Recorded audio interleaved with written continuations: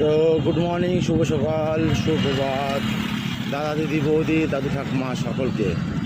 তো এখন আছি আমরা মোগলসরা, বেনারসি, ইউপি। তো এখন হচ্ছে আমরা মোগলসরা একটা কালী মন্দিরে। তো চলো, আর এখন বেশি কষ্ট না করে একবার কালী মন্দিরে গিয়ে দেখা হচ্ছে।